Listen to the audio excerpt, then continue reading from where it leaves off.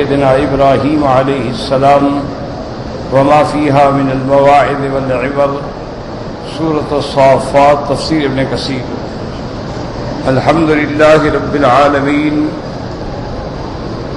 والصلاة والسلام على أشرف الأنبياء وسيد المرسلين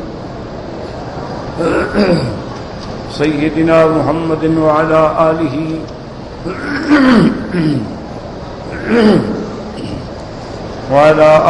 وأصحابه أجمعين.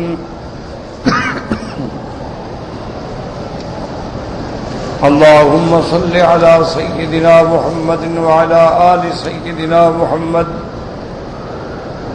كما صليت على إبراهيم وعلى آل إبراهيم في العالمين إنك حميد مجيد. أعوذ بالله من الشيطان الرجيم. بسم الله الرحمن الرحيم. وقال إني ذاهب إلى ربي سيهدين. رب هب لي من الصالحين. فبشرناه بغلام حليم. فلما بلغ معه السعي قال يا بني إني أرى في المنام أني أذبحك فانظر ماذا ترى.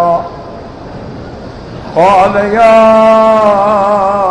أبت افعل ما تؤمر ستجدني إن شاء الله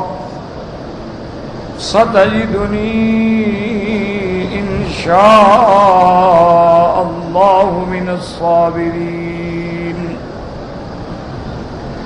فلما أسلما وتله للجبين وناديناه أن يا إبراهيم قد صدقت الرؤيا إنا كذلك نجزي المحسنين. إن هذا لهو البلاء المبين. وفديناه بذبح عظيم وتركنا عليه في الآخرين. سلام على إبراهيم كذلك نجزي المحسنين. إنه من عبادنا المؤمنين. وبشرناه بإسحاق نبيا من الصالحين. وباركنا عليه وعلى إسحاق ومن ذريتهما محسن وظالم لنفسه مبين. قال المؤلف رحمه الله تعالى أدام النفع بعلومه وعلومكم في الدارين آمين. إلى أن قال فلما بلغ معه السعي قال يا بني إني أرى في المنام إني أذبحك فانظر ماذا ترى. قال عبيد بن عمير رؤيا الأنبياء وحي ثم تلا هذه الآية. اب مفسر رحمۃ اللہ علیہ فرماتے ہیں کہ حضرت عبید بن عمیر فرماتے ہیں کہ انبیاء کے خواب جو ہیں وہ بھی منزلہ وحی کے ہوتے ہیں، یعنی ان میں بھی کبھی خطا نہیں ہوتی. وہ خواب ایسے ہوتے ہیں جیسے اللہ کی وحی. فرق یہ ہوتا ہے کہ قرآن وحی جلی ہے، لفظ بھی معنی بھی اللہ کی طرف سے ہیں، اور وہ وحی خفی ہوتا ہے کہ حکم خداوندی ہوتا ہے لیکن اس کے الفاظ پیغمبر کے اپنے ہوتے ہیں. وقد قال ابن ابی حاتم حدثنا علی بن الحسین بن الجنید قال حدثنا ابو عبد الملک الکرندی قال حدثنا سفیان بن عیینة عن اسرائیل بن یونس عن سماک عن عکرمۃ عن ابن عباس رضی اللہ عنہما قال قال رسول الله صلى الله عليه وسلم رؤيا الأنبياء في المنام وحي ليس هو في شيء من الكتب الستة من هذا الوجه وإنما أعلم ابنه بذلك ليكون أحونا عليه وليختبر صبره وجلده وعزمه في صغره على طاعة الله تعالى وطاعة أبيه. حضرت ابن عباس رضی اللہ تعالیٰ عنہما فرماتے ہیں کہ رؤی الانبیاء فی المنام وحی، یہ سیاہ ستہ میں لیس هو فی شیء من الکتب الستۃ من هذا الوجه وانما اعلم ابنه بذلك ليكون اهون عليه وليختبر صبره. حضرت نے اپنے بیٹے کو بتلا دیا تاکہ اس کے صبر کا، اس کی قوت کا، اس کے عزم کا بچپن کے اندر امتحان ہو جائے کہ اللہ کی اطاعت میں وہ کتنا صبر کر سکتے ہیں. قال یا ابت افعل ما تؤمر اے امضی لما امرک اللہ من ذبح. حضرت اسماعیل علیہ السلام نے عرض کیا کہ ابا جان آپ وہ کریں جو اللہ نے آپ کو حکم دیا ہے. ستجدنی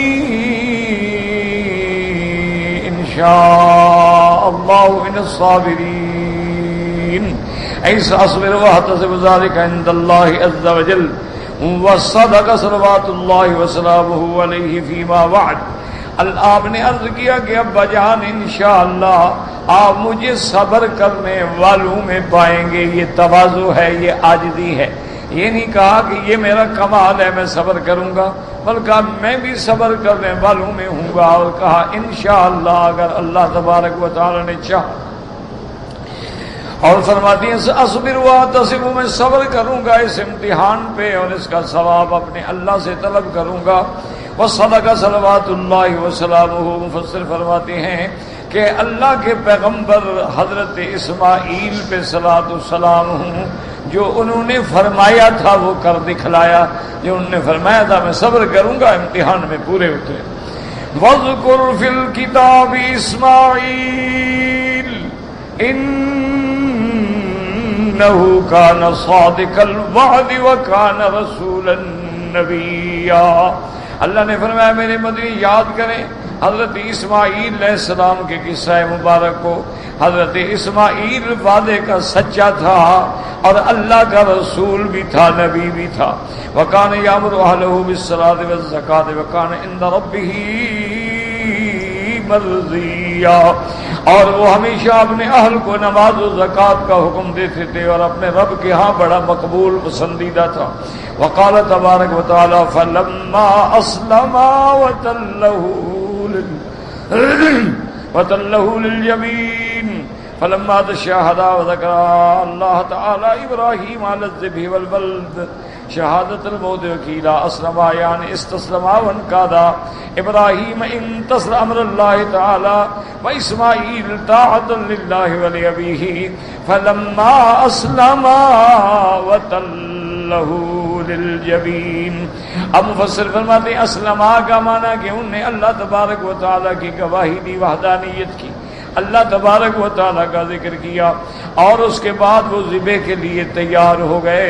حضرت ابراہیم الخلیل ذبح کرنے کے لیے اور حضرت اسماعیل ذبح ہونے کے لیے تیار ہو گئے.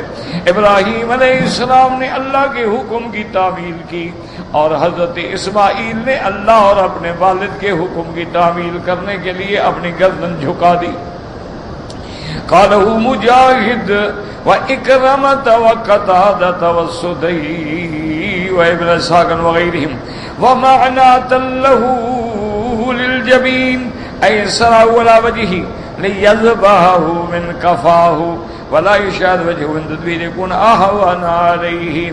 اب بعض مفسر فرماتے ہیں کہ تلہ للجبین کا معنی یہ ہے کہ حضرت کو سجدے کی حالت میں لٹا دیا تاکہ حضرت ابراہیم کی چہرے پہ نظر نہ پڑے اور صبر نہ آ جائے، رک نہ جائیں اللہ تعالیٰ کے حکم کی تعمیل کرنے میں. یعنی آپ کو ایسے لٹا دی. لیکن اکثر مفسرین فرماتے ہیں کہ جبین کا معنی ہوتا ہے یہ پیشانی کے دونوں کنارے، یہ جبین ہے، اور اگر اس پہ لٹایا جائے تو یہ جبہہ کہلاتا ہے، جبین نہیں کہلاتا.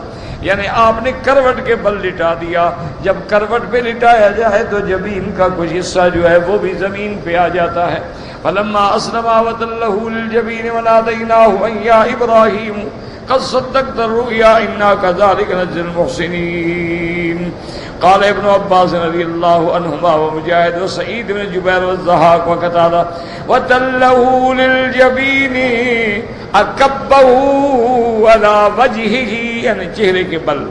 وقال الامام احمد حدثنا شريح بن يونس قال حدثنا حماد بن سلمة بن عيسى بن غنوي بن طفيل بن باز رضي الله عنهما انه قال لما امر ابراهيم صاحب المناسك عرض له الشيطان عند السعي فسبقه ابراهيم عليه الصلاه والسلام ثم ذهب به جبريل عليه السلام جمرة العقبة فعرض له الشيطان فرماه بسبع سياد ذهب ثم عرض له عند الجمرة الوسطى فرماه بسبع سياد ثم طله للجبين. وعلى إسماعيل عليه الصلاة والسلام قميص أبيض وقال له يا أبت إنه ليس لي ثوب تكفنني فيه غيره فاخلعه وتركني فيه فعالجه ليخلعه فنودي من خلفه أن يا إبراهيم قد صدقت الرؤيا. اب اس روایت میں آتا ہے حضرت ابن عباس فرماتی ہیں کہ جب اللہ تبارک و تعالی نے حضرت ابراہیم کو حکم دی اپنے بیٹے کو قربان کرنے کے لیے اور شیطان عند السعی وہ ان کے چلنے کے وقت میں شیطان نے کوشش کی رکاوٹ بننے کی لیکن ابراہیم چلے گئے. اور اس کے بعد فرماتی ہیں کہ جب حضرت ابراہیم علیہ السلام پہنچی الی جمرۃ العقبہ جس کو جمرہ بڑا جمرہ کہتے چونکہ ہم مکے سے جا رہے تھے تو پہلے وہ جمرۃ العقبہ اسی جگہ پہ شیطان نے آ کے پھر رکاوٹ ڈالی اور کوشش کی کہ ابراہیم ایسا نہ کریں. اور حضرت ابراہیم علیہ السلام نے 7 کنکریاں لی اور بسم اللہ اللہ اکبر پڑھ کے مارا تو شیطان ہٹ گیا. پھر حضرت ابراہیم علیہ السلام چلے جمرۃ الوسطیٰ. جب آپ جمرۃ الوسطیٰ کے قریب آئے تو پھر شیطان نے آ کے رکاوٹ ڈالی پھر آپ نے کنکریاں ماری. تو یہ سب اللہ تبارک و تعالیٰ کی حکمتیں ہیں اور ہر چیز میں اس کی رحمتیں ہیں اور حکمتیں ہیں کہ امتحان بھی ہو رہے ہیں اور قیامت تک کے لیے اللہ پاک نے حضرت ابراہیم کی قربانی کو منظور کر کے قیامت تک اپنے بندوں کے لیے قربانی کا راستہ بھی پیدا فرما دیا. اس لیے جب حضور سے پوچھا صحابہ نے رضوان اللہ علیہم اجمعین یا رسول اللہ ما هذه الاضحیہ یہ جو ہم قربانی کرتے ہیں یہ کیا چیز ہے؟ آپ نے فرمایا سنت ابیکم ابراہیم یہ ابا ابراہیم علیہ السلام کی سنت ہے جس کو اللہ نے قیامت تک زندہ رکھا ہے. اور اسی طرح دیکھیں گے جمرۃ العقبہ پہ آئے جمرۃ الوسطیٰ پہ آئے شیطان نے رکاوٹ ڈالی کوشش کی کسی طرح کے رک جائے ابراہیم لیکن آپ نے کنکریاں ماری. اور اللہ کی شان دیکھو کہ کنکریاں بھی آپ نے 7 ماری ہیں نہ 8 ماری ہیں نہ 6 ماری. تو اللہ کی حکمتیں ہیں. ہمارا ایمان ہے کہ جو بھی اللہ نے عدد رکھا ہے اس میں کوئی حکمتیں ہیں. اب دیکھیں نا جی کہ طواف ہے نہ 6 چکر نہ 8-7 چکر. صفا مروہ میں آپ دوڑیں گے تو 7 چکر. اسی طریقے سے آپ دیکھیں کہ انسان نے جب کنکریاں مارنی ہیں تو ہر جمرے پہ 7 کنکریاں. اسی طرح پہ آپ جب نماز پڑھیں گے تو یسجد علی 7 اجزاء 7 چیزوں پہ سجدہ کرتا ہے آدمی کیوں 2 ہاتھ ہیں 2 پاؤں ہیں زمین ہے گھٹنے ہیں ٹخنے تو 7 اجزاء بنتے ہیں. اچھا جہنم کے دروازے بھی 7 ہیں. لہا 7 ابواب لکل باب منہم جزء مقسوم. تو یہ اللہ کی حکمتیں ہیں اللہ تبارک و تعالی نے. اور اسی طرح جب آدمی سرزمین مکہ پہ نظر ڈالے خدا کی قدرت دیکھیں کہ اللہ جس مقام کو شان دیتے ہیں نا وہاں شان والے بندے بھیج دیتے. اب آپ مقام ابراہیم پہ نظر ڈالیں حضرت ابراہیم. مقام زمزم پہ نظر ڈالیں حضرت ابراہیم کی یاد آئے گی. زمزم کیا ہے؟ اسماعیل تڑپے اور اللہ نے زمزم نکالی. صفا مروہ دوڑیں گے تو زوجہ ابراہیم کی بیوی ابراہیم علیہ السلام کی بیوی ہے اسماعیل کی اماں دوڑ رہی ہے وہی یاد اللہ نے باقی رکھی. حتیم میں نظر ڈالیں مصلی اسماعیل وہاں حضرت اسماعیل بیٹھ کے عبادت کرتے تھے. اسی طرح جمرات پہ جائیں کنکریاں ماریں، سنت ابراہیم. آپ وہاں جا کے قربانی دیں، سنت ابراہیم. یعنی اللہ نے جب ان مقامات کو شرف بخشا ہے تو جہاں جہاں نظر ڈالیں حضرت ابراہیم علیہ السلام نظر آئیں گے. اور اگر مدینہ منورہ میں چلے جائیں تو جہاں بھی نظر ڈالیں گے وہاں محمد مصطفیٰ صلی اللہ علیہ وسلم کی سیرت نظر آئے گی. آپ مسجد قباء پہ نظر ڈالیں، آپ اول مدینہ میں نظر ڈالیں، آپ مسجد عبد الرحمن ابن عوف پہ نظر ڈالیں، آپ مسجد نبوی پہ نظر ڈالیں، آپ خندق پہ نظر ڈالیں، آپ احد پہ نظر ڈالیں، آپ قباء کی مسجد پہ نظر ڈالیں، آپ قبلتین پہ نظر ڈالیں. ہر جگہ یعنی سیرت اور نمونہ ہے محمد الرسول اللہ صلی اللہ علیہ وعلی آلہ واصحابہ وسلم تسلیما کثیرا کثیرا. تو اب شیطان نے بڑی کوشش کی روکنے کی، لیکن اللہ کے حکم سے آپ نے کنکریاں ماری اور شیطان ہٹ گیا. اس کے بعد جب آپ پہنچ گئے اسماعیل علیہ السلام کو جب لٹانے لگے تو آپ پہ قمیض جو تھا وہ سفید تھا. تو حضرت اسماعیل علیہ السلام نے عرض کیا ابا جان اور تو کپڑا کوئی نہیں میرے کفن دینے کے لیے، میرا قمیض اتار لیتے ہیں، اسی سے مجھے کفن دے دینا بعد میں جب میں شہید ہو جاؤں اللہ کے رستے میں. تو اللہ تبارک و تعالی نے حکم دیا وَنَادَيْنَاهُ أَن يَا إِبْرَاهِيمُ قَدْ صَدَّقْتَ الرُّؤْيَا. اللہ نے فرمایا ہم نے حکم دیا ابراہیم تم نے سچا کر دیا خواب کو. فالتفت ابراہیم اذا بکبش ابیض اقرن اعین قال ابن عباس لقد رأیتنا نتبع ذلك الضرب من الکباش. اب ابراہیم کیا دیکھتے ہیں کہ ایک مینڈا ہے ماشاءاللہ بڑا سفید ہے، سینگوں والا ہے اور بڑی بڑی آنکھوں والا ہے. تو حضرت ابراہیم علیہ السلام نے اس مینڈے کو لے لیا. وذکر الشعب الذي في الناس بطوله ثم رواه احمد بطوله عن يونس بن حماد بن سلمة عن طائب بن الصائب عن سعيد بن جبير عن ابن عباس رضي الله عنهما وذكره الا انه قال اسحاق. فعن ابن عباس رضی اللہ عنہما فی تسمیت الذبیح روایتان بل اظہر انہ اسماعیل لما سیاتی بھی عنہ انشاءاللہ. اب مفسر فرماتے ہیں کہ حضرت ابن عباس کے روایات میں دو روایتیں ملتی ہیں کہ ذبح ہونے والا بیٹا اسحاق تھا یا اسماعیل تھا، دونوں روایتیں ہیں، لیکن اظہر یہ ہے کہ وہ حضرت اسماعیل علیہ السلام تھے. وقال محمد بن اسحاق حسن دینار قتادہ جعفر بن حسن الباز رضی اللہ عنہما فی قوله تبارک و تعالی ففدیناہ بذبح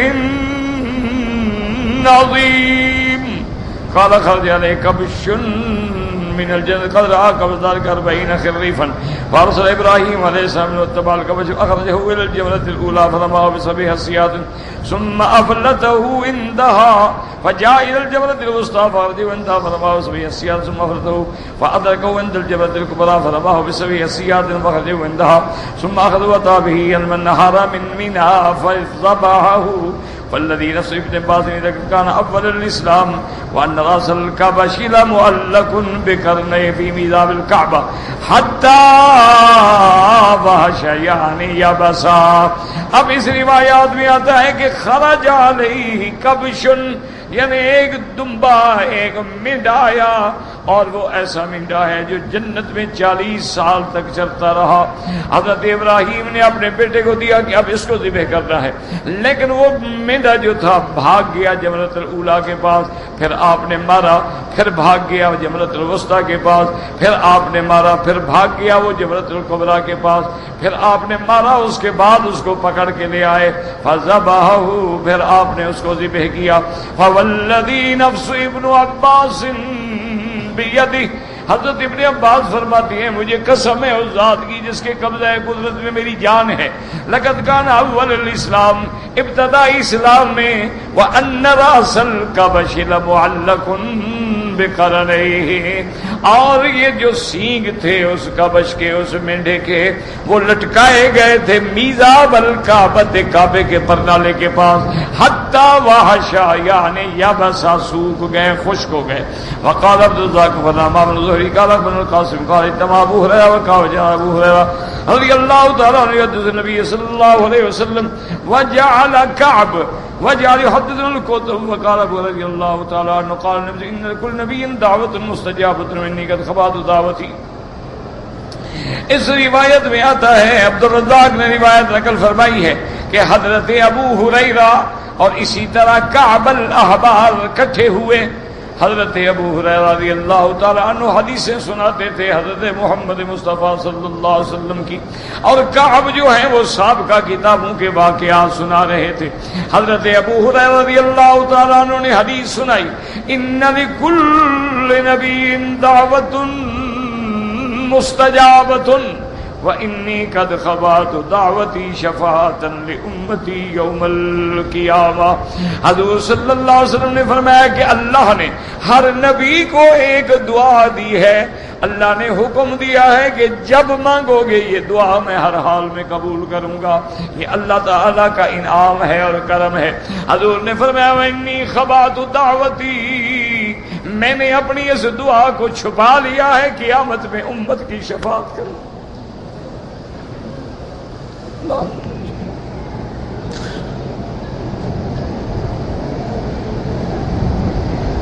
اللہم ارزقنا شفاعت نبیک محمد صلی اللہ علیہ وسلم. دعا کریں اللہ ہمیں حضور کی شفاعت سے، دل سے دعا کرنے اللہ ہمیں بھی حضور کی شفاعت سے.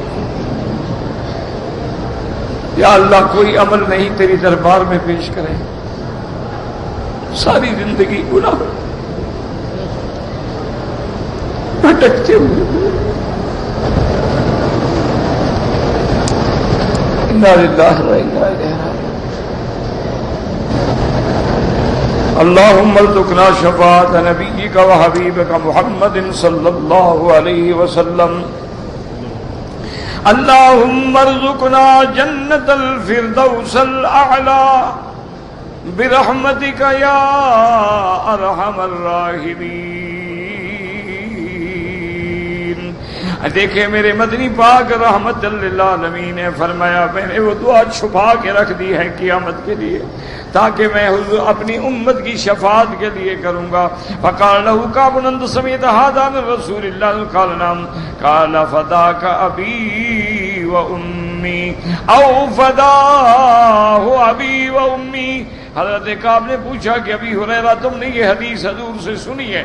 تو حضرت ابی ہریرہ نے فرمایا کہ ہاں میں نے حدیث سنی ہے.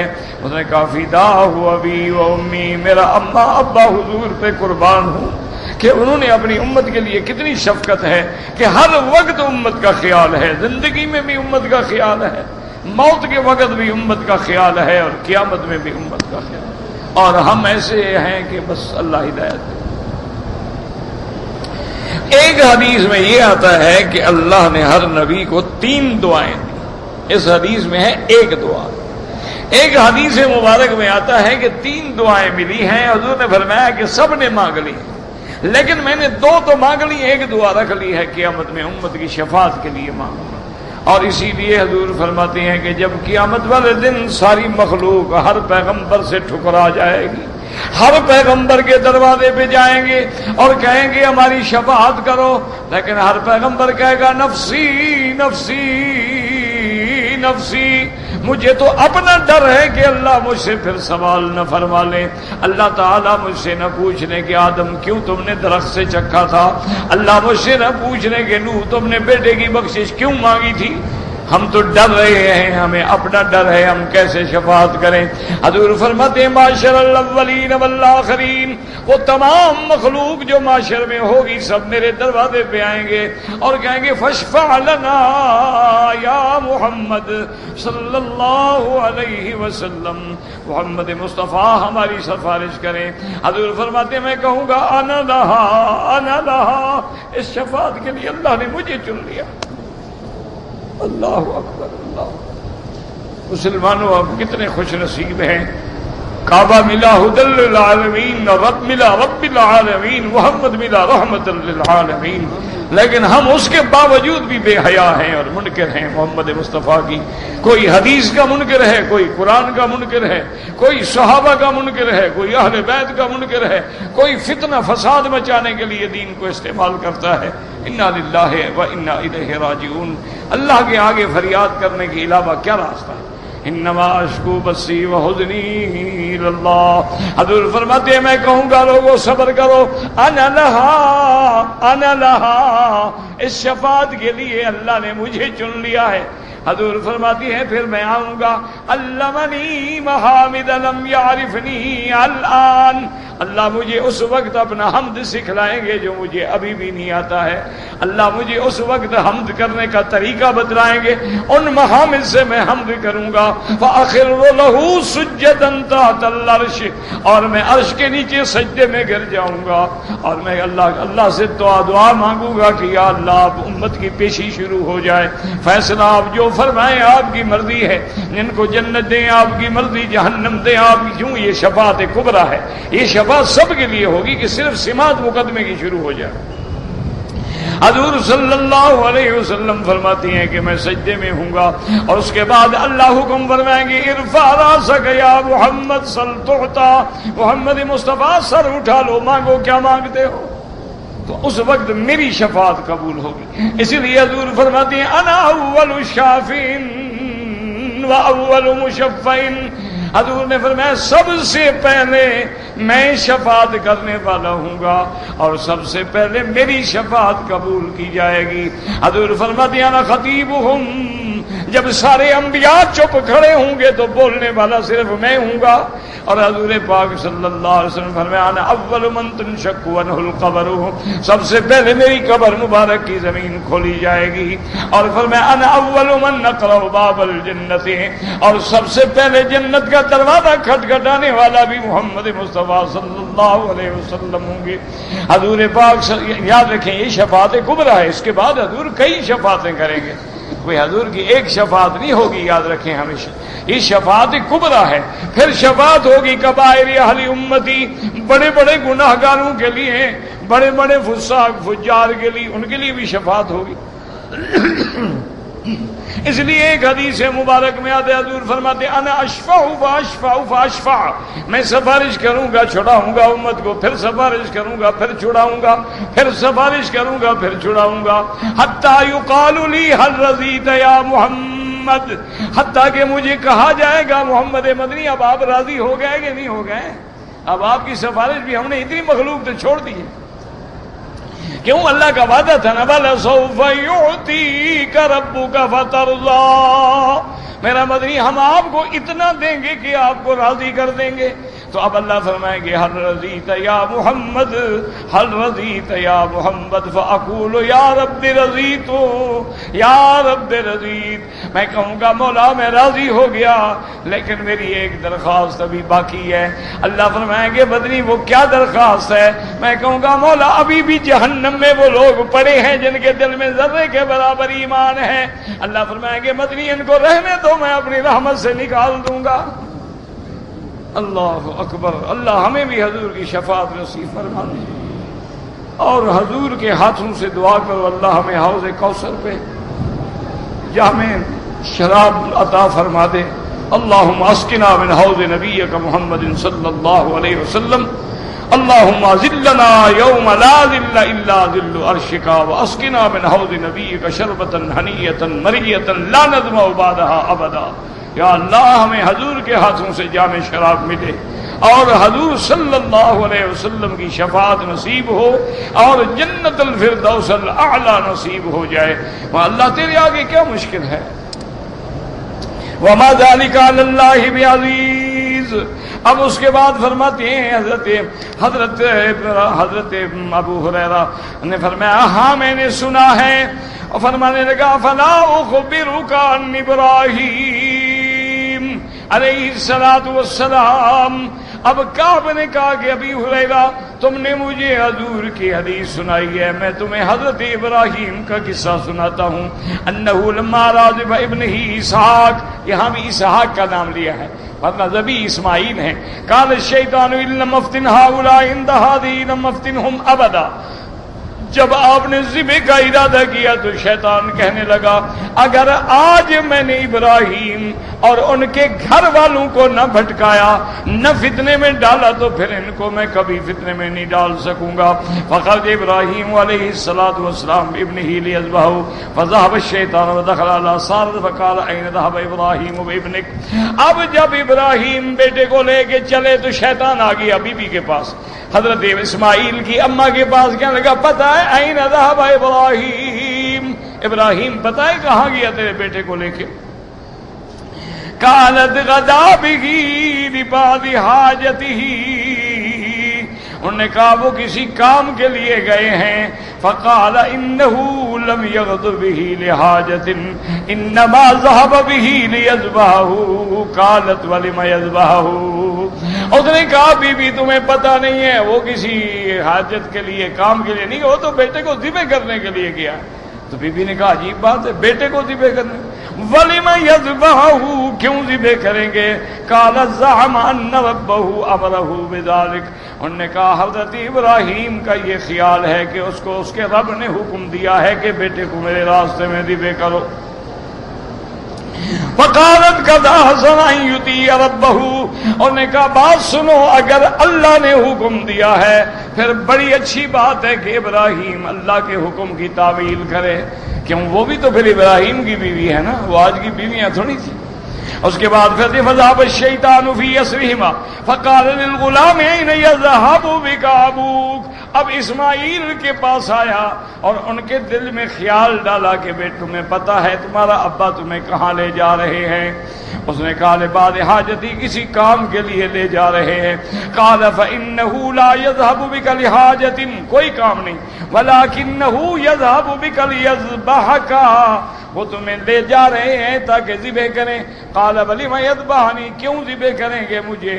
قال يدعو ان ربه امره بذلك. قال فوالله لئن كان الله تعالى امره بذلك ليفعلن. اب حضرت اسماعیل نے کہا کہ اگر واقعی اللہ کا حکم ہے تو خدا کرے تعمیل کریں اللہ کے حکم کی. اب مایوس ہو گیا, بھئی اماں پہ بھی جادو نہیں چلا, بیٹے پہ بھی نہیں چلا, اب ان کو چھوڑو, چلو اب ابراہیم کے راستے میں رکاوٹ ڈالو. وَلَحِقَ بِإِبْرَاحِيمَ عَلَيْهِ الصَّلَاةُ وَالسَّلَامُ فَقَالَ أَيْنَ غَدَوْتَ بِابْنِكَ, آج صبح صبح کہاں بیٹے کو لے کے جا رہے ہو؟ قَالَ لِحَاجَةٍ.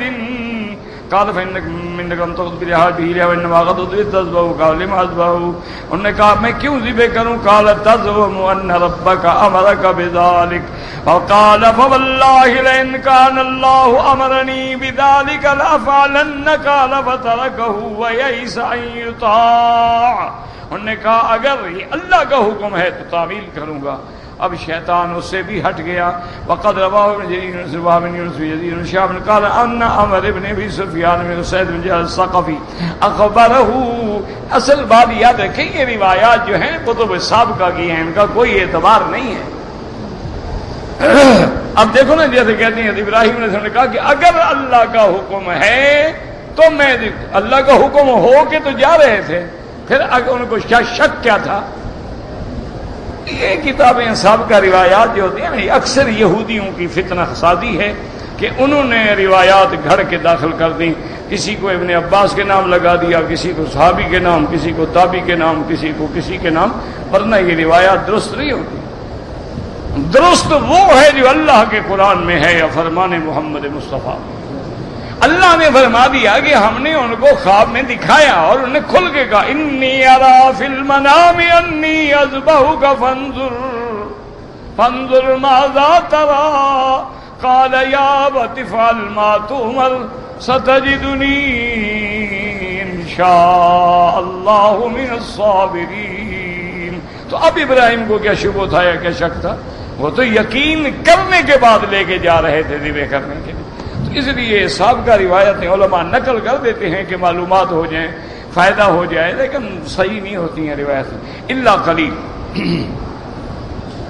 اب جناب اس کے بعد فرماتی ہیں وقد رواه ابن جرير عن يونس بن وهب بن يونس بن يزيد بن شهاب قال ان عمرو بن ابي سفيان بن زيد بن جار الثقفي اخبره ان كعبا قال لابي هريره فذكره بطوله وقال في اخره واوحى الله تعالى الى اسحاق، اللہ نے اسحاق کی طرف وحی بھیجی.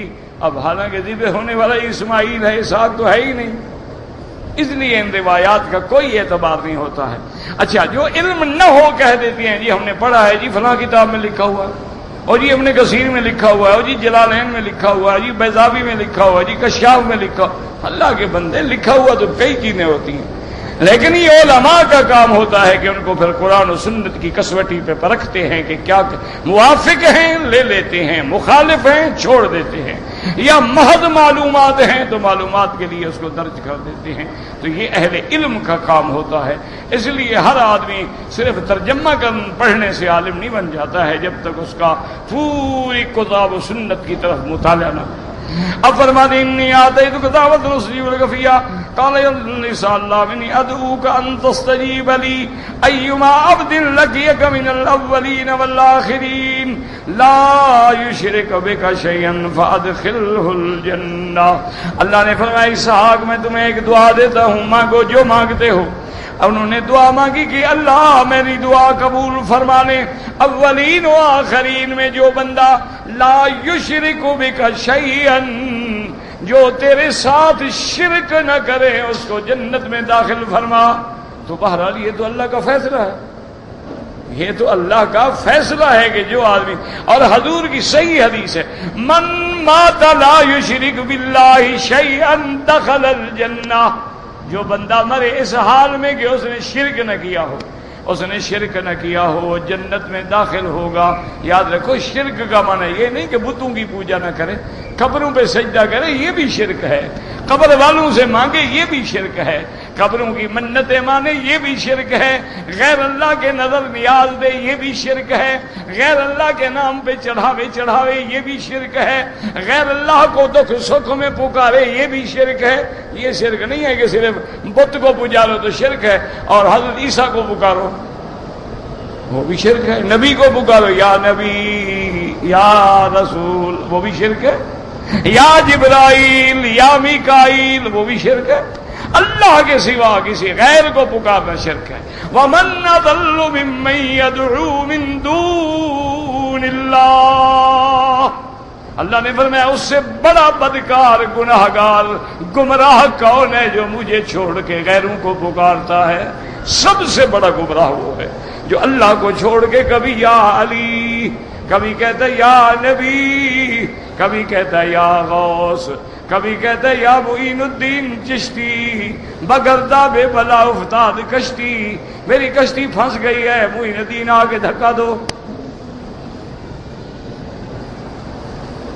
اس سے بڑا شرک کیا ہوتا ہے؟ یہی تو شرک ہے. اور شرک کو کوئی سینگ ہوتی ہیں، مشرکوں کے ادھر سے سینگ نکلے ہوئے ہوتے تھے. طواف وہ بھی کرتے تھے تم بھی کرتے ہو، کیا فرق پڑ جاتا؟ طواف کرنے سے تھوڑا آدمی موحد بن جاتا ہے، عمرہ کرنے سے توحید نہیں آ جاتی. یاد رکھو 1,00,000 حج کرو توحید نہیں آ جاتی. حج تو ابو جہل نے بھی کیے ہیں، بڑے حج کیے، تم نے 2-4 کیے ہوں گے، انہوں نے پتہ نہیں 40-50 حج کیا ہوگا. یہ توحید کا معنی یہ ہے کہ اللہ کا سجدہ کرنا توحید نہیں. یاد رکھو اللہ کے سوا کسی غیر کا سجدہ نہ کرے یہ توحید ہے. اللہ کو پکارنا توحید نہیں، اللہ کے سوا کسی غیر کو نہ پکارے یہ توحید ہے. توحید تو دعوی منفی ہے کہ لا الہ، وہ تو شروع ہی نفی سے ہوتا ہے کہ کوئی معبود برحق نہیں مگر. بس یہی دماغ میں رکھ لو. یہ معنی نہیں ہے کہ قبروں پہ سجدہ کرتا رہے تو ماشاءاللہ او جی بڑا نیک آدمی تھا، ساری رات تہجد پڑھتا تھا، حضرت کو پیر صاحب کی اتنی محبت تھی کہ رات دن سائیں کی مدار پہ پڑا تھا. سمجھ لو کہ بڑا مشرک تھا.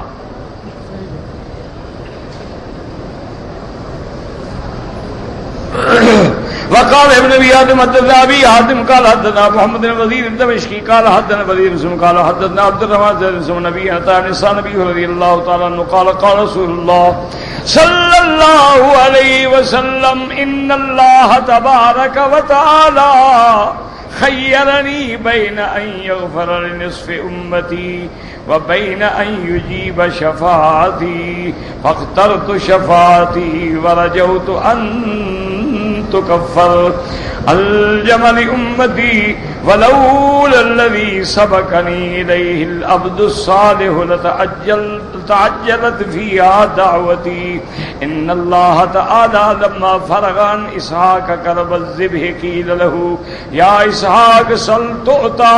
اب حضور فرماتے ہیں کہ اللہ نے مجھے اختیار دیا کہ تیری نصف امت کو میں بخش دیتا ہوں اور نصف امت جو ہے اس کے بارے میں میری مرضی ہوگی، یا چاہو تو پھر شفاعت کا میں آپ کی شفاعت قبول کروں گا.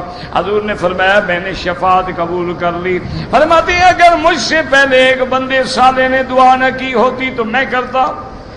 وہ دعا کیا تھی کہ جب اسحاق کو اللہ نے قربانی سے قبول کر کے بچا لیا، وقال اما والذي نفسي بيده لتعجلنها قبل نزغات الشيطان اللهم من مات لا يشرك بك شيئا فاغفر له وادخله الجنة. هذا حديث غريب منكر وعبد الرحمن بن زيد بن أسلم ضعيف الحديث وأخشى أن يكون في الحديث زيادة مدرجة وهي قوله إن الله تعالى لما فرج عن إسحاق إلى آخره.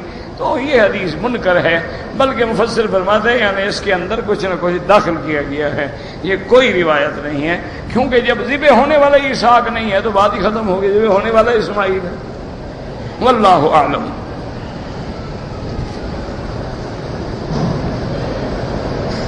کہتے جی کہ اگر کسی آدمی کو کعبۃ اللہ کے اندر جانے کا موقع مل جائے تو وہ نماز کس رخ میں پڑھے گا؟ جدھر چاہے پڑھ لے، ادھر پڑھے ادھر پڑھے ادھر پڑھے، سب جانے پڑھ سکتے.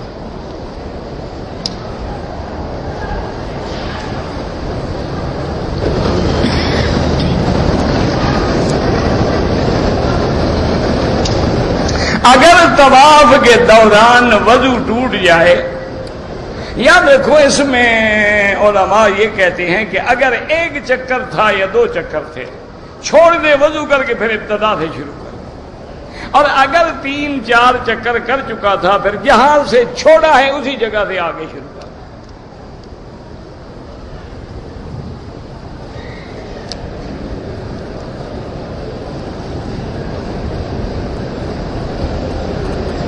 کہتے جی کہ کسی شخص کو اچھائی کی طرف لانے کے لیے، برائی سے روکنے کے لیے کوئی بہانہ بنائے، کوئی کہانی بنائے، تو اسی لیے بزرگ کہتے ہیں نا کہ جھوٹ جو مصلحت آمیز ہو، جس میں کسی کا بھلا ہو رہا ہو تو وہ جھوٹ نہیں ہوتا. لیکن ایسی کہانی نہ بناؤ جو قرآن حدیث کے خلاف ہو. ہدایت کے لیے قرآن حدیث تھوڑا ہے، تیری کہانیوں کی زیادہ ضرورت ہے. نہیں، اللہ نے جو قرآن اتارا ہے اور سرکار دو عالم کا فرمان موجود ہے، اس سے زیادہ تم اچھی کہانی بنا کے سناؤ گے. قرآن حدیث پڑھو، علماء کی صحبت اختیار کرو، اچھے لوگوں کے پاس بیٹھو، انشاءاللہ ٹھیک ہو جاؤ.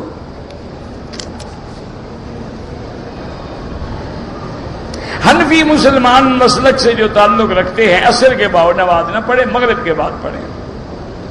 اگر کوئی آدمی مسجد عائشہ کے بجائے عرفات کے جا کے احرام باندھے وہ بھی جائز ہے. مقصد یہ ہے کہ حد حرم سے باہر جا کے احرام باندھے. اب وہ عرفات چلا جائے، وہ لیس کی طرف چلا جائے، وہ جیرانہ کی طرف چلا جائے، مسجد عائشہ کی طرف جہاں جائے بلدی.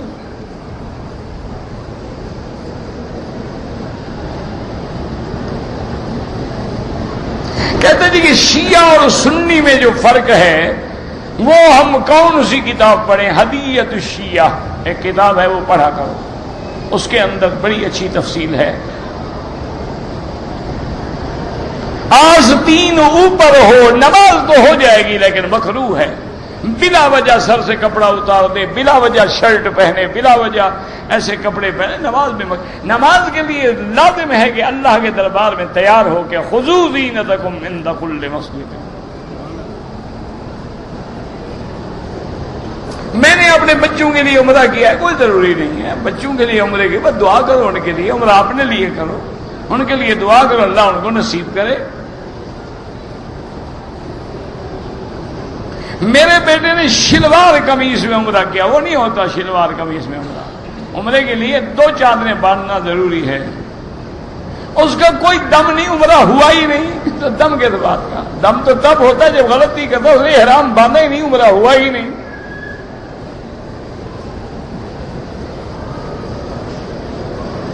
میں باہر آ کے اپنے چپل اتار دیتا ہوں، جب جاتا ہوں کسی اور کا پہن لیتا ہوں، بالکل حرام ہے، خالصتاً حرام ہے۔ یہ کون سا فتویٰ ہے کہ اپنے چپل ایک جگہ رکھ دو، جب جاؤ کسی اور کے پہن دو؟ وہ بیچارہ آ کے اپنی چپل ڈھونڈتا رہے۔ ہر آدمی کا پاؤں الگ ہے، اس کے پاؤں کی ایک عادت ہے، وہ دوسرے کا چپل پہن کے غریب چل ہی نہیں سکتا، یہ تو بالکل حرام ہے۔ وہ جی گم ہو جاتے ہیں، اچھا چلو اگر ایک آدمی کی بیوی گم ہو جائے وہ کیا کرے؟ کیا خیال ہے؟ یعنی بڑی چیز حرام ہے، چھوٹی چیز حرام ہے؟ نہیں، بیوی جو گم ہو جائے، جو ملے بیوی لے جائیں۔ کیا مسئلے ہیں لوگوں نے اپنے عقل سے گھڑے ہوئے ہیں، ہر چیز حرام ہے۔ مجھے آج بھی یاد ہے کہ ایک دفعہ مفتی محمود رحمت اللہ علیہ میرے ساتھ حج پہ تشریف لے گئے، ان کو شوگر کی تکلیف تھی اور شوگر والے کو پیشاب بڑا سخت آتا۔ وہ رات کو اٹھے اور جب وہ اٹھے تو میری بھی نیند کھل گئی، تو وہ دیکھ رہے تھے۔ میں نے کہا حضرت کیا دیکھ رہے ہیں؟ کہتے چپل نہیں مل رہی ہے، مجھے پیشاب آیا ہوا ہے۔ تو میں نے کہا نہیں، سارے اپنے دوستوں کی چپلیں پہنے، کہتے عجیب آدمی، غالب آدمی ہو کر کیا کہہ رہے ہو؟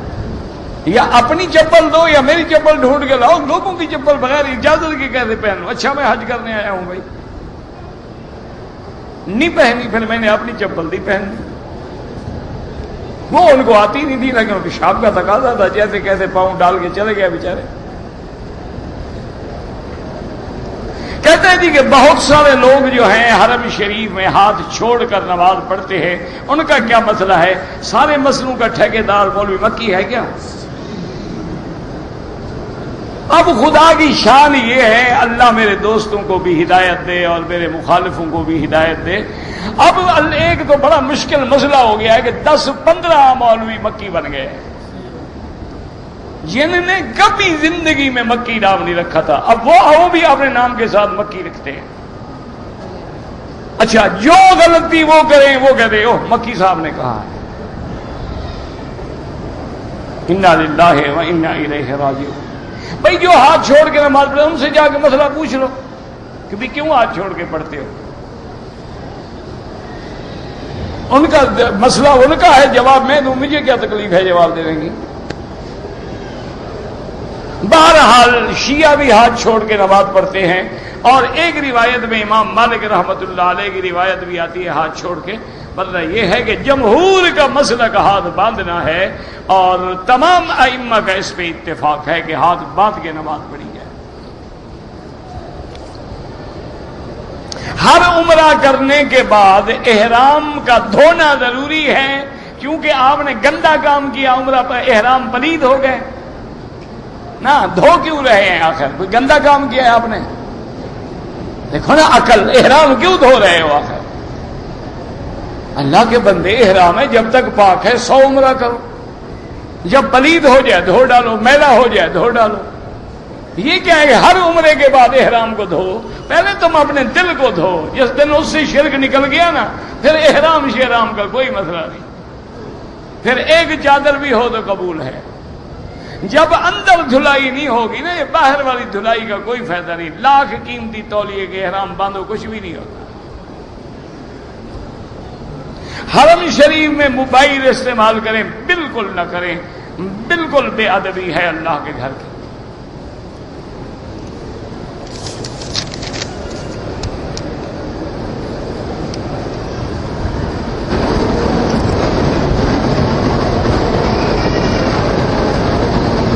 ایک ایک کپڑے والا ہم سے تنخواہ لے کے کپڑا خریدتا ہے، 1-2 دن کے بعد پیسے واپس دیتا ہے اور ایک سوٹ بھی دیتا ہے، بالکل حرام ہے، 100% خالص حرام۔ یہی تو سود ہے اور کیا ہے؟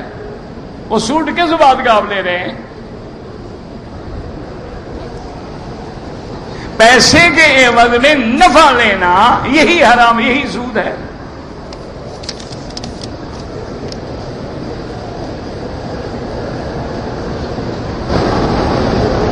کہتے ہیں جی کہ ہم ہوٹلوں میں کام کرتے ہیں، حاجی چلے جاتے ہیں، چھوٹی موٹی چیزیں پھینک جاتے ہیں، وہ استعمال کر سکتے ہیں، کوئی صابن چھوڑ گیا، کوئی چیزیں، کہ وہ تو آمدن چھوڑ گئے ہیں۔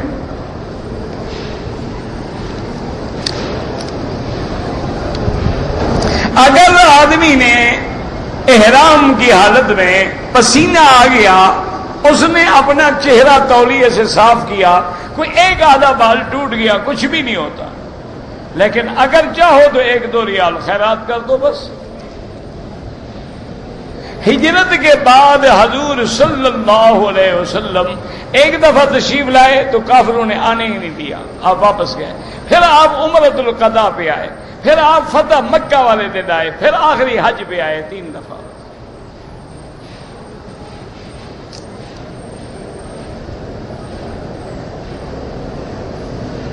ہر جماعت کے بعد جنازے کی نماز ہوتی ہے، ہم کیسے نیت کریں؟ یہی جنازہ پڑھو، اللہ اکبر، اور کیسے نیت کریں؟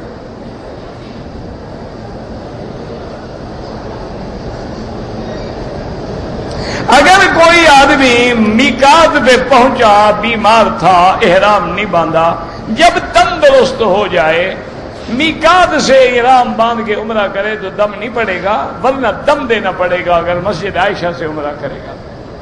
ہاں ٹھیک ہو گیا، میقات میں چلا جائے، مدینہ شریف چلا جائے، مدینہ شریف اب 30 ریال ٹکٹ لگتی ہے، کیوں 300 ریال دم کا بھرو؟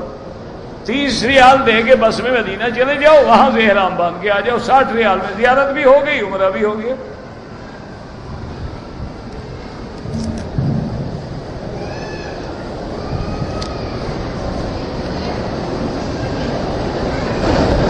اگر کوئی شخص بغیر کسی مجبوری کے گھر میں نماز پڑھے، فرض ساقط ہو جائے گا، لیکن بہت بڑے ثواب سے محروم ہو گیا۔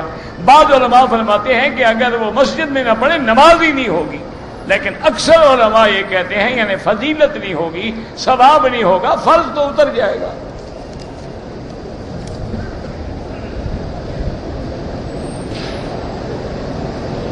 اگر آدمی 2 صفیں مکمل ہیں، اکیلا بچ گیا ہے تو ایک آدمی پیچھے آ جائے صف میں سے تاکہ 2 کھڑے ہوں۔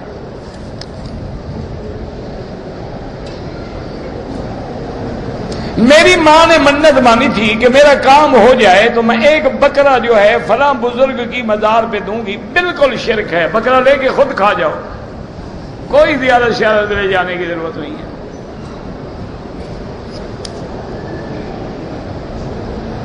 حجر اسود کا بوسہ دینا طواف کے دوران سنت ہے، طواف کے بغیر بوسہ دینا تو بدعت ہے۔ بوسہ تب سنت ہے جب طواف میں موقع ملے۔ ایک سفر میں اگر کوئی 2 یا 3 یا 4 عمرے کرے، میرا بھائی یہ دیکھو، اگر عبادت قرآن سنت سے ثابت ہے، وہ 1 کرو تو مرضی، 10 کرو تو مرضی۔ اب دیکھو طواف ثابت ہے، اب حضور پاک نے تو دن میں کبھی بھی 10 طواف نہیں کیے، لیکن اگر کوئی آدمی 10 طواف روز کرے تو ہم یہ نہیں کہیں گے کہ بدعت ہے، کیوں؟ طواف کا حکم موجود ہے۔ جو حکم موجود ہے طواف کا، حج کا، عمرے کا، لاکھ کرے مرضی، نہ کرے مرضی۔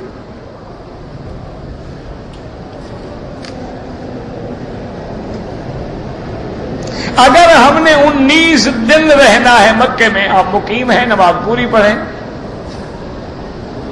اگر حرم میں داخل ہوں، تحیت الحرم ہے، طواف کرو۔ اگر طواف نہیں کر سکتے 2 رکعت تحیت المسجد پڑھو۔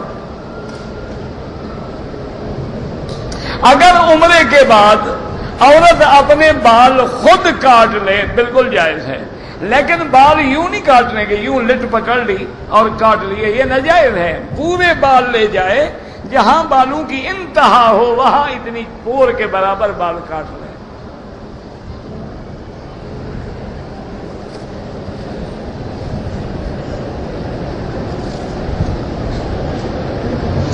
اچھا جی، اب یہ ہے کہ میں نے کراچی سے جدے سے احرام نہیں باندھا، مسجد عائشہ سے احرام باندھا، طواف کیا، صفا مروہ دوڑا۔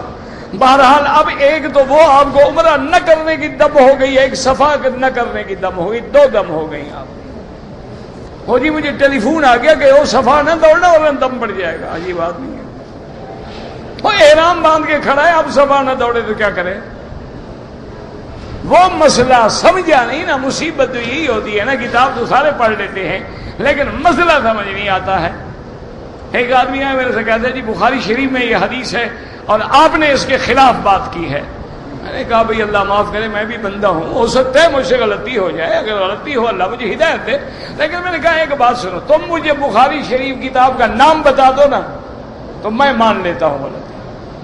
جی بخاری شریف، میں نے کہا بخاری شریف تو اس کا نام نہیں ہے، صرف کتاب کا نام مجھے بتا دو، تمہیں نام بھی آتا ہے؟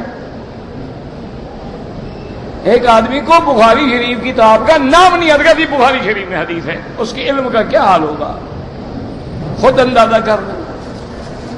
کہہ دیں گے جی ہاں جی وہی حدیث جو ہے جی ابن ماجہ میں ہے جی، وہ بھائی ابن ماجہ کس طبقہ کی کتاب ہے؟ کوئی پتہ نہیں۔ اچھا بھی سنن کے اندر تو حدیثیں ضعیف بھی ہیں، غریب بھی ہیں، منکر بھی ہیں، ان کو سیاستہ میں کیوں داخل کیا گیا؟ اس کو کیا پتا بیچارے کو؟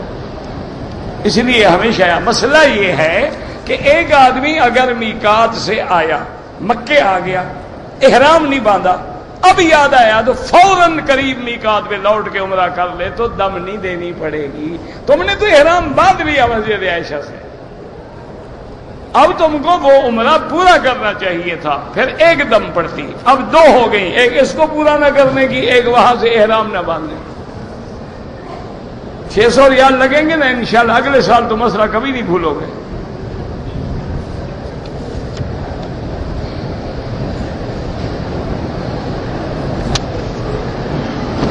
اب ایک دم نہیں جناب، دو ہو گئے۔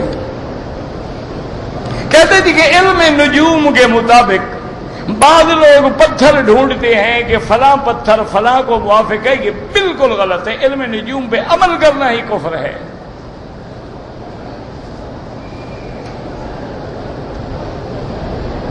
ایک عورت ہے، شادی شدہ ہے، 8 سال ہو گئے، شوہر غائب ہے، اب دوسری شادی کرے، ہاں بالکل کر سکتی ہے، لیکن پہلے محکمے میں درخواست دے گی کہ میرا شوہر 8 سال سے غائب ہے۔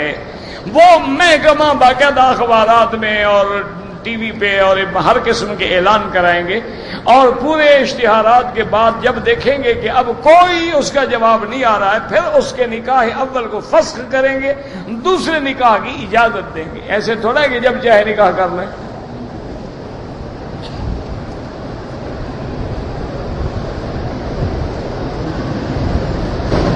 اگر صفا مروہ دوڑتے ہوئے آخری چکر میں چوٹ لگ گئی اور خون نکل آیا، کوئی حرج نہیں، کچھ نہیں، کوئی جرمانہ نہیں آپ کا۔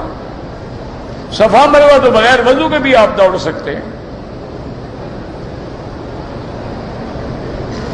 اگر دوران طواف کوئی ضروری بات کر لی، اس سے طواف میں فرق نہیں پڑتا، لیکن کس سے کہانیاں نہ کرو جی السلام علیکم کیا حال ہے فلان ہے، یہ طواف تھوڑا ہوتا ہے۔ اگر کسی نے کوئی مسئلہ پوچھا ہے، کوئی اہم بات پوچھی ہے، جواب دے دو، کوئی بات نہیں۔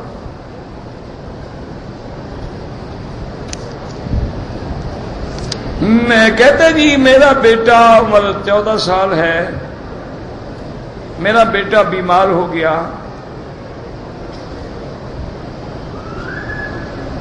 بہرحال اللہ آپ کے بیٹے کو شفا دے، جب تندرست ہو جائے اس کو عمرہ بھی کروائیں اور ایک دم بھی دیں۔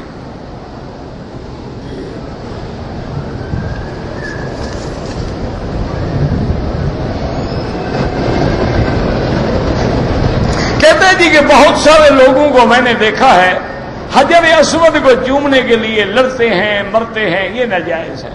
موقع ملے الحمدللہ، نہ ملے اشارہ کرو، وہ بھی بوسے کے قائم مقام ہے۔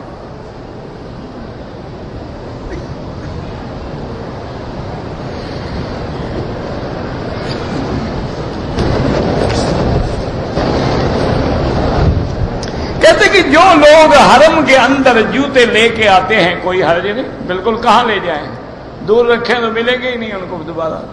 بہتر یہ ہوتا ہے کہ تھیلی بنا لی، اس میں بند کر لیا، اپنے پاس رکھ لیے بس، تاکہ حرم میں بے ادبی بھی نہ ہو، آپ کے پاؤں اور جوتے کی مٹی بھی نہ لگے حرم کو، اور جوتا بھی محفوظ رہے، اس کے اوپر کپڑا ہو، نشانی ہو، کبھی نہیں اٹھاتا کوئی۔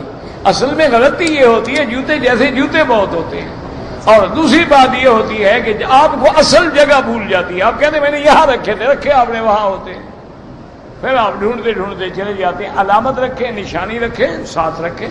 ربنا تقبل منا انك انت السميع العليم، اللهم اجعل لنا وللمسلمين من كل هم فرجا ومن كل ضيق مخرجا ومن كل بلاء عافيا، اللهم فرج هم المهمومين، نفس كرب المكروبين، وقض الدين عن المدينين، واشفنا واشف مرضانا ومرضى المسلمين، اللهم احفظنا واحفظ اهلنا، اولادنا، اخواننا، اخواتنا، ازواجنا، ذرياتنا، بيوتنا وبيوت المسلمين، اللهم احفظ سائر بلاد المسلمين وهذا البلد الامين فاجعلها امنا مطمئنا سخاء رخاء الى يوم الدين، صلى الله تعالى على خير خلقه سيدنا محمد وعلى اله وصحبه اجمعين۔